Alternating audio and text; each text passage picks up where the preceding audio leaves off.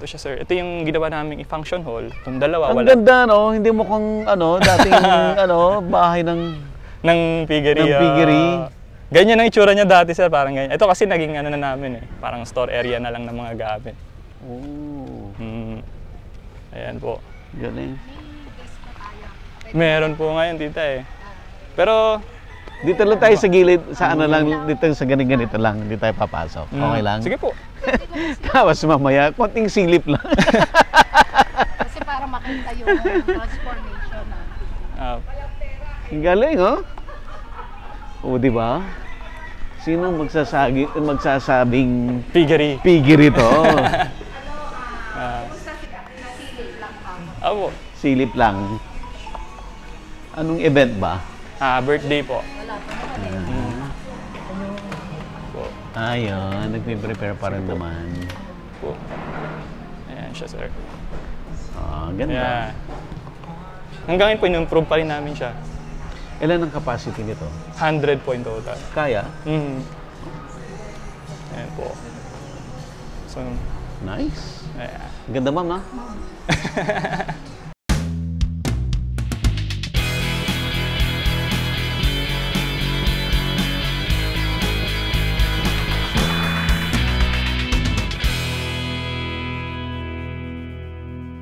Available na po ang agribusiness merch sa Shopee. Ang link nasa description box. Medyo matagal-tagal mo natin hinintay but finally na-reach natin yung 1 million subscribers dito sa Agribusiness How It Works. Kaya meron tayong win a trip to Vietnam, all expense paid. Open to all farmers, gawa lang kayo ng 1-minute video at sabihin bakit kayo ang kailangan manalo.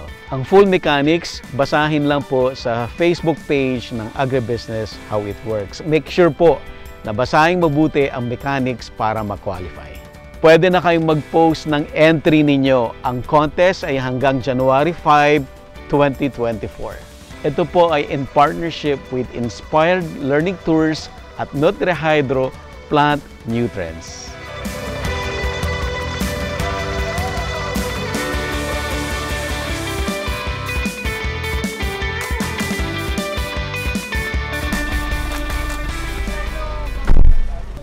Ako dun sa Cookies. Bakit nag-upload kami ng episode ng... Hello, ma'am. Good morning, Dad. Morning po, sir. Kumusta ang tulog? Ay, nakatulog po. Si Rico. Hello, sir. Siya ang owner nito. Wow. Si Derek Buddy. Si Sofia, ang daughter niya. Saka yung kaisa-isang wife. Buti ko na po Si siya Ma'am guys Cathy. sa Bataan po. Oo. Before, sir, nanonood talaga kami nung vlog niyo. Actually, nung bago kami mag-start, si father ko talaga mahilig mag-farming. Every time na may gusto siyang subukan, nanonood ko. Oh, talaga? Salamat. Oh, wow. Thank you. Thank you. Si Sir Rico Ronquillo, andito tayo sa kanilang farm resort. Farm resort, Farm sir. resort, sir. Ang Hulo Leisure farm. Leisure Farm. Ayan. So, tour tayo. Papakita ni Sir Rico ano yung mga bakit kailangan yung puntahan tong lugar nila. Thank you, sir. Let's go. Ito po. Bali, ito, sir. Ito yung, Dumangan. Dumangan. Actually, dito kami nag-start, sir. Itong Dumangan is yung pinaka-resto ng Hulo Leisure Farm. Kasi yung Hulo Leisure Farm po, parang dinivide. Kumbaga, ito yung Hulo Leisure Farm, sir. Meron kaming resto, merong mga accommodation villas. Wow. Pero initially, bago kami nag-villas, sir, ito talaga yung start. Mga kubo-kubo po siya, so isang family or isang group. Isang kubo po. Parang, Bali. Medyo Bali-inspired po. Medyo Bali. Sige po. Kailangan magtanggal. Sige, sir. Yan. Ganda. Maganda to sa gabi, no? Oo po. Lalo ngayon, sir, nagpapailaw kami ng parang Christmas For decorations. Christmas. Oo po. Ito pinaka-table. Nice. So, ilang years na to, Rico? Siguro, sir, kung counting yung nag-start kami, nag-start po kasi kami pandemic, mga year 2020. I think September 2020. Pero yung medyo talagang operational na siya, sir, mga year 2021 na. Kasi po nung nag-start kami, hindi namin talaga pinlan tong buong team na maging resort. Before po kasi ang business talaga dito is ano po, piggery. Contract grower po kami before ni Monterey. Okay. So doon po, merong 3 buildings. Tapos tawag dito, kumbaga, ano, parang nursery po. Pagkapanganak sa isang farm, dadalhin sa inyo. dinadala sa amin, alaga namin for 2 to 3 months, tapos dadalhin sa ibang farm naman siya. Eh, unfortunately po, nung pandemic, before pandemic, I think that is mga January or December 2019 or January 2020, nagkaroon ng ASF, sir. Yung Hindi may African, transport. African swine fever. So, nagkaroon ng problema din sa, kumbaga, yung sa operations ng mga piggery.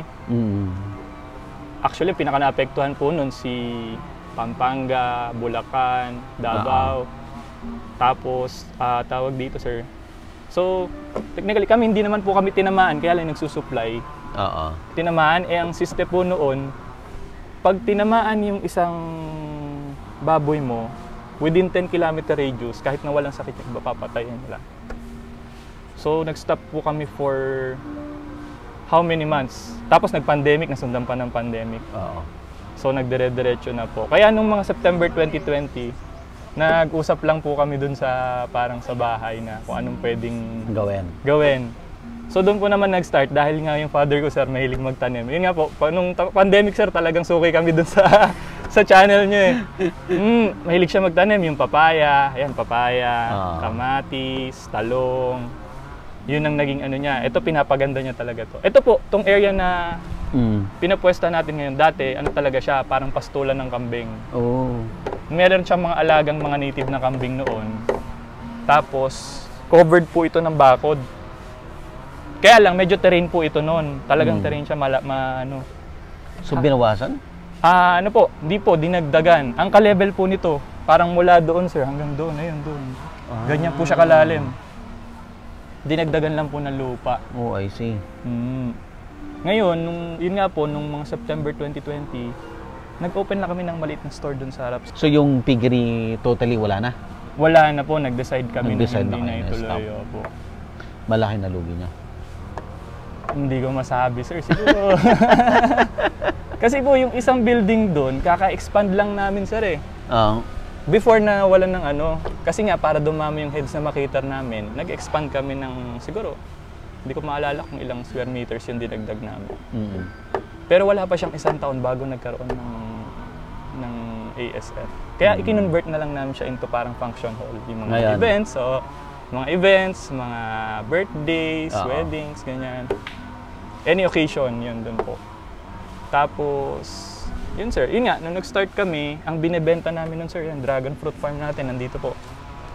Dragon fruit farm, dragon fruit, papaya, suha. Opo, meron, mga native na suha sir, mga local lang. Kung ano yung mga mapipitas namin dito, binebenta namin doon sa harap. Tapos, ang ginawa ko noon sir, kasi syempre yung production kasi namin before medyo madami para sa isang maliit na tindahan. Yung medyo hindi nabebenta, yung medyo tingin naming masisira na. Ang ginawa ko, shinik ko siya. Kumbaga, yung imbis na hindi siya may benta, i-freezer natin siya or chiller. Tapos ibenta natin siya as shake, i-blender natin. Parang gano'n. Tapos doon kami, medyo po. Actually doon siya nag-start nakilala sir kasi yung dragon fruit shake noon. Ewan ko sa knowledge ko po, at I think nung time na yon wala pang nagda-dragon fruit shake nun. Siguro sa Bataan. Tapos, yun nga, dahil nga yung dragon fruit, siguro hindi kasi siya common na fruit dati. Eh ngayon po, medyo madami na. Medyo madami na. Kaya yung mga tao siguro nakatikim na, siguro na curious or na-amaze na, uy, pwede pala. Kasi mga usual shakes natin, banana, mango, ganyan. So yun po, doon kami nag-start makilala na talagang yung ibang tao, even off-season, maghahanap ng dragon fruit yung mga tao. Yun po, hanggat sa unti-unti, sinabayan lang namin yung suggestion kung ano yung naririnig namin sa tao. Yun din yung sunod na step namin. For example, nag-request sila ng tawag dito, uy, maglabas naman kayo ng snacks lang. Naglabas kami ng snacks lang. Nag-start kami, sir, nung mga after ilang months, naglabas na kami ng silog. Oh. Silog-silog, yung mga madadali lang. Tapos hanggat sa unti-unti, nagdagdag na kami ng mga food, like yung mga platters, yung mga rice meals. Tapos ngayon, siguro nag-focus na po kami sa yung local dishes, yung mga Filipino cuisine na dishes, yung mga crispy pata. Ayan, kare-kare. Sige. Rico, mag-ano tayo? Tour tayo? Sige po. Ikot tayo. Linis, ha? Ilan taong nagmi-maintain nito? Sa housekeeping kasi, sir, meron talaga kaming tigalinis, 2. Pero dito sa Dumangan area, yung mga waiters din namin. Pag weekdays, 3. Pag weekends, mga 4 or 5, depende sa dami ng guests. Mga dining to? Opo. So, ang naisip po kasi yung setup ng isang manager namin noon, nung nagsa-start nga po kami, bawat kubo iba-iba ng design. Oh. Para at least, kada balik ng tao, iba yung experience nila. Oo. Ito yung Casanova, sir. Ito. Ito po, actually, dati kulungan ng kambingan, sir. Ito? Yung father ko kasi mahilig siya Asan si AirPods mo? Ngayon po kasi lumuwas may sinundo po yung kapatid sa airport Pero definitely, siya talaga yung mahilig Alam niya na pupunta kami? Opo. Sayang nga, sir Kasi uwi yung, tawag dito, yung tita namin from States. Okay. Ito medyo mas malaki. Ito, sir, nung start, ito nandito na siya. Dito kami nagsimula. Ayun yung tindahan, sir. Tapos naggawa lang kami ng isang ganito. Yung tindahan ay yung mga tagalabas dyan bumibili? Opo. May mga dumadaan, sir, ganyan. Kasi marami rin pong population sa taas, lalo may school dyan ng Letran. So, yung iba, lalo yung papaya noon, sir, kung pag nagustuhan nila, everyday yun. Bibili mga 3 kilo, 5 kilo, ganyan. Red Lady ba? Iba-iba po Iba-iba? Anong oras maraming tao dito? Sa dinner? Lunchtime and dinner po. Yan, sir. Tapos, yun nga, sir, nung medyo nag-ooperate na kami ng resto, yung father ko naman, nagustuhan yung kasi dapat nung, nag-retire po kasi siya year 2019. Tingnan lang natin konti. Sige po. Ito yung resto? Ito yung kitchen, sir. Pinaka-kitchen? Apa. Ang galing, no? Talagang maintain niya mo. Nara to, Opo. Laki, no? Yes po. Dito yung taniman natin, sir, nung basil. Basil. Basil, spinach. Dito rin kayo kumukuha ng ingredients? Yes, sir. Well, di pa kami 100% farm to table. Pero yun ang vision namin, sir. Sorry po, di pa siya maayos. Ito, sir, basil. Holy basil. Tapos doon, may mga eggplant tayong konti. Doon, spinach. Yan, mamaya matitikman natin, sir. Ang luto namin doon is stir fry at saka crispy spinach. Yung malalaking dahon na ginagawa namin, parang crispy kangkong, sir. Masarap? Tapos ito naman po, ito yung ginagamit namin sa sinigang. Para medyo may infusion ng basil po. Basil? Linalagyan nyo yung sinigang? Mabango kasi siya. Yung lasa? Opo. Ayan. Tapos yung mga papaya natin, sir, yan, nakakalat Mayroon dyan. Tapos mamaya may makikita pa kayo iba. Sa dragon fruit lang natin, sir, nagkasakit kasi nitong recently, kaya umulit kami. Nagulit kayo. Nagkaano siya, yung... Pugos. Pugos. Yan yung number 1 hindi rin namin naagapan. Laki ng nara, Opo. Ay, ito, kala, sir. Ay, ma'am, inom muna. Sige po. Lemon po. Ay, thank you, Ma'am Mary. Ma'am Mary, anong taon to? Pabigyan mo yung mga kasama nila. Abukay. Ito ang kauna-unahang bayan ng First District. Papunta to, yun yung area na dinalupihan ko. Doon din. Ano siya Abukay, Samal, Urani, Hermosa, dinalupihan. Amorong area po doon sa atin. Balanga, Pilar, paganyan po sa kabila. Ang galing yung transformation, no? From piggery to resort. Kasi doon namin nakita sir na papunta yung ano eh. Kasi nga po yung piggery, actually ibang kasabayan namin hanggang ngayon hindi pa nakaka-recover dun sa Ngayon. sa ASF pa po. Hindi sila nag-ano kaagad, nag-convert agad. Oo po. Hoping kasi siguro sila na soon makaka-recover. Oo po. Yun po. Ito yung 3 piggery dati sir, yan. Etong isa po, kinonvert natin into hall. Oo. Kaya lang may event tayo ngayon sir eh. Di, gilid lang tayo. Hindi sige tayo po. papasok.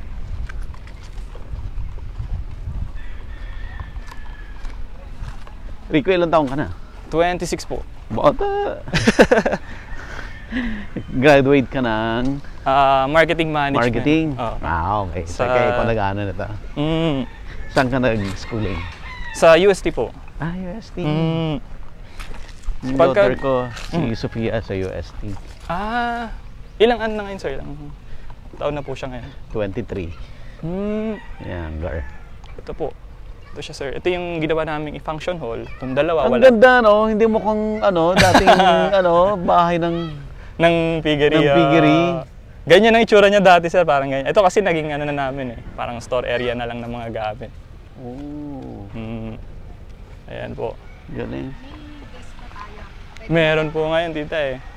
Pero Dito lang tayo sa gilid, sa ano lang, dito sa ganito lang, hindi tayo papasok. Okay lang? Sige po.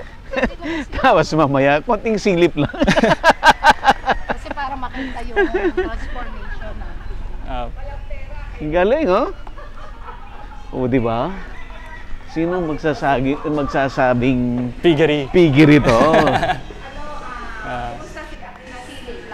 Opo. Silip lang. Anong event ba? Birthday po. Ayun, nagpe-prepare pa rin naman. Po. Ayan siya sir. Ganda. Yeah. Ano yung nilagay mo sa taas ng block? Parang plastic lang siya sir eh. Black po.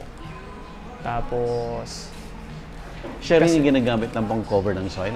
Iba? pang cover po. Ay hindi, iba sir. Ibang plastic. Ibang plastic po. Yes. Ganda. Unti-unti lang sir. Tapos dati hindi pa siya aircon. Tapos kasi nung hindi pa siya aircon, hindi kami makapag-cater ng ng mga weddings. So hanggang ngayon po in-improve pa rin namin siya. Ilan ang capacity nito?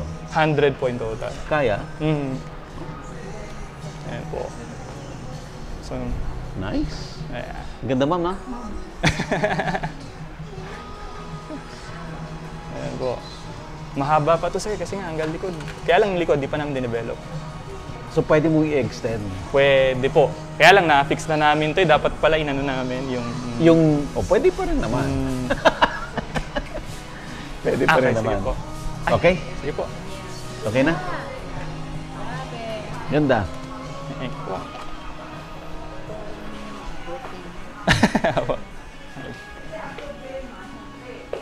Lemon, Lemon po sir. dito sa farm galing. Ay, ito sir, hindi po. Nung recently sir, naglabas kami lime. Kaya lang naubos na eh. Dito may lime tree tayo Anong dito. lime? Yung dayap? Dayap Yung po. native? Ah, Ang sarap po. nun! Yung... Actually Ang sir, sarap- kasi Ay, di ba, ma'am? sa dayap po kasi hindi siya mahirap gawing hindi siya mahirap dahil parang konting syrup lang, water, ice. Saka yung set niya, parang candy. Opo. Ito sir, lime tree to eh. Yan. Kaya lang naubos na yung pinipitas lang namin dyan.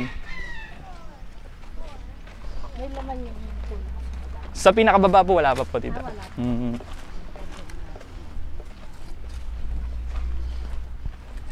Baka pa lang naman yung kabila eh. Ito, dito po, tita. Ito po. Ito. Maganda kasi may mga old trees ka. Oo po.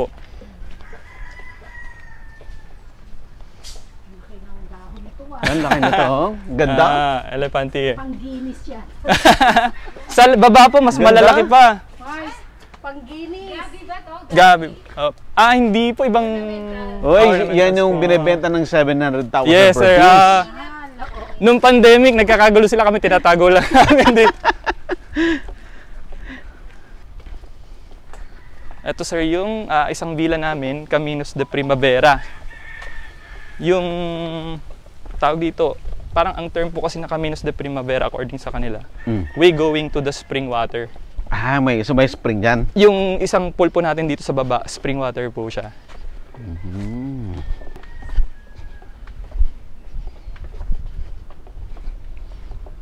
Ito po. Ito sir, yung ano naman natin, mga tanim nating pinya. Pag season po, nagbebenta tsaka nagsaserve din tayo ito. Oo. Pineapple. Kasi meron kaming consultant before, sabi niya, dahil terrain, maganda daw taniman ng pinya. Bukod sa mapapakinabangan mo na, maganda raw po siyang pang-hold ng lupa.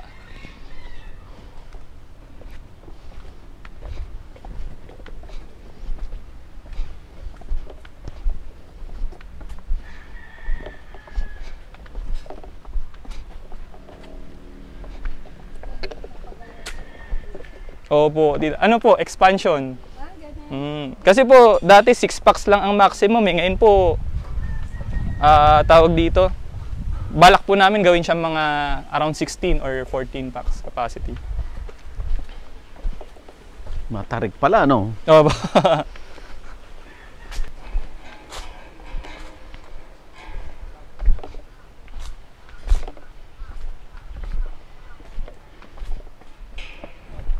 So natural yung mga elephant ear na yan dyan? Yes po. Or tinanim nyo? Natural lang? Actually po, tong elephant ears po, nanggaling siya, marami siya dito sa tabing ilog, ay tabing tubig nung dati. Nilipat-lipat lang po namin sa Si ma'am, hindi na tumulay.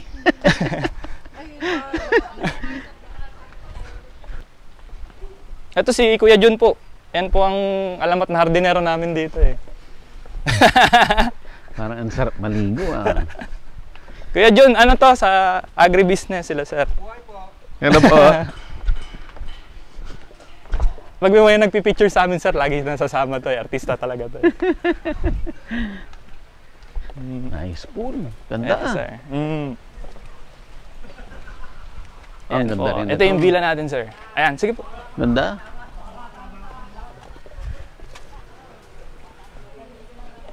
Ito dito. Sa taas.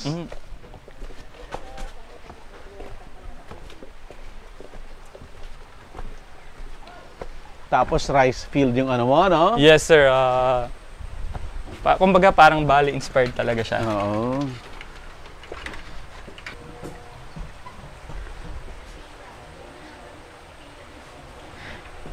Isang ano ka nga dito, picture, Ella. Si Rico. Dito, kahit dito lang. Pero nung pag natapos to sir, pag-usapan pa namin kung magkano po yung magiging. As in, andyan lang talaga yung mga ano, no? Diyan lang siya sir. Actually doon, meron pang malaki doon sa dulo eh. Kaya lang di part pa pa ng accessible. property niya. Opo. Ito hanggang dyan, part Yes ng po. property niya to. Yung mga bamboo na kubo natin sir, yung mga kubo doon sa taas. Galing dyan sa mga bambo na yan. Opo. Diyan siya nanggaling. Ganda. Sino nagtatanim ng palay? Si, ano rin po nag-manage yan, si father ko rin po eh, minsan. Pero minsan, doon sa caretaker namin isa. Minsan kasi pag ayaw magtanim ni father ko, siya naman nagtatanim. Kasi pag ano sir, minsan mahirap pag maulan, pag season ng, pag natapat yung harvest season mo, hindi huminto yung ulan. So, ang ganda ng ano, ng ilog, oh. Ang laki ng bato. Yan po. Dahil pa kami plano dito sir, kaya lang noonti-unti lang talaga na. Magbe-build kayo ng ano dito? Bridge? Balak niya po bridge, parang hanging bridge. Na maliit.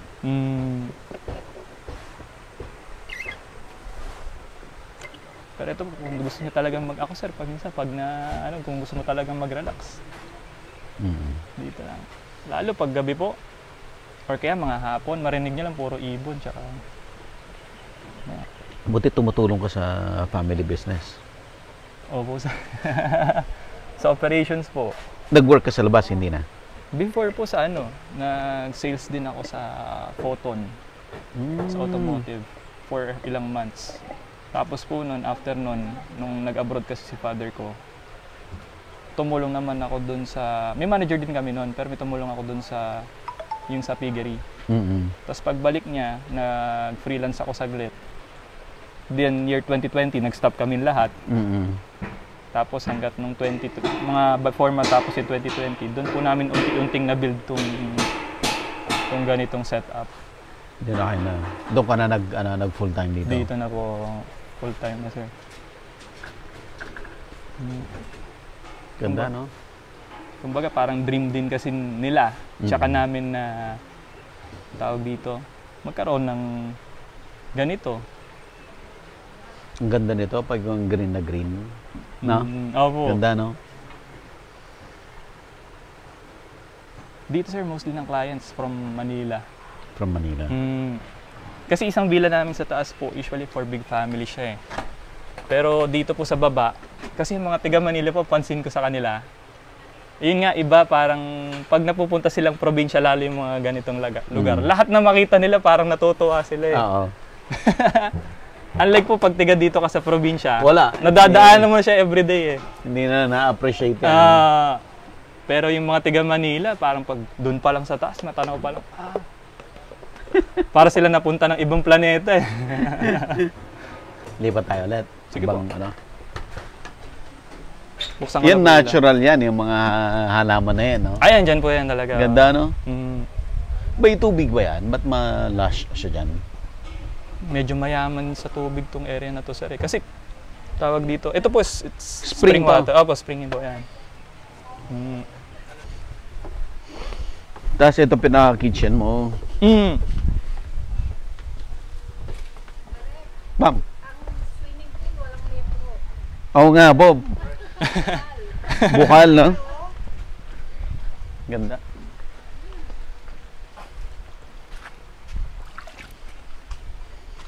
Ganda.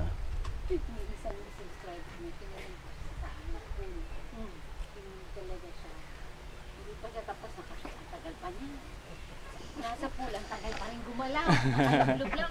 Kwentuhan pa rin, negosyo pa rin.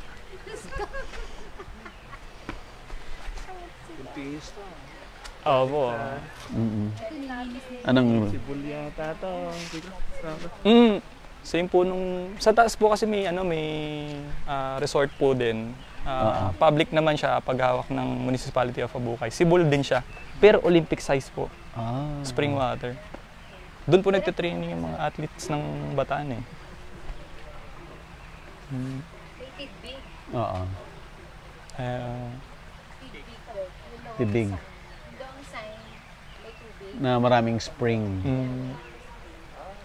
Yung mga Southeast Asian, kinakain nila. Itong... Indonesia, Thai, kinakain nila yan eh. Paano po yung mismong... Hinog. Hinog? May hinog siya, magiging black. Kinakain nila. Tayo hindi tayo marunong kumain. Wala pa sumubok sa amin kumain. Okay po. Dito po tayo. Saan tayo? Okay.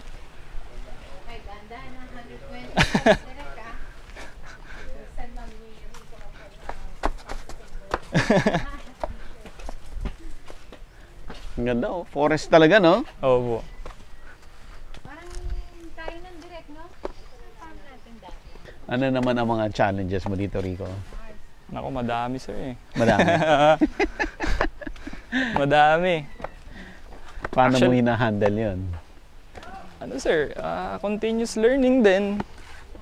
Kasi nga po, medyo nabigla din ako sir from being employee. Oo. Diba, from dati pagka-graduate ko, nagtrabaho lang ako. Tapos biglang, nung nag-start kami ng maliit, medyo bumilis yung yung ano namin, yung kumbaga yung improvement. So lahat bago para sa akin po.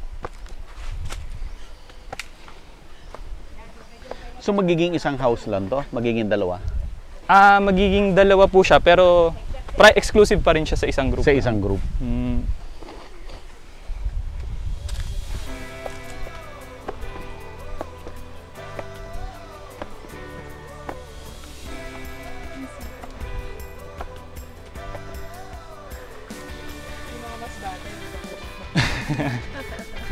Hindi, kasi yung i-reserve daw sa inyo yung pinakamahirap.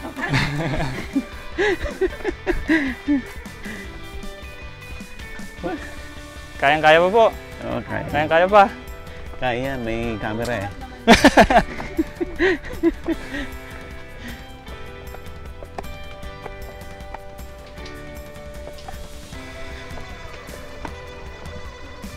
Like ano yung pinaka-main na challenges mo dito? Dito sir, siguro yung number one is maintenance. Maintenance. Sustainability din. Uh-huh.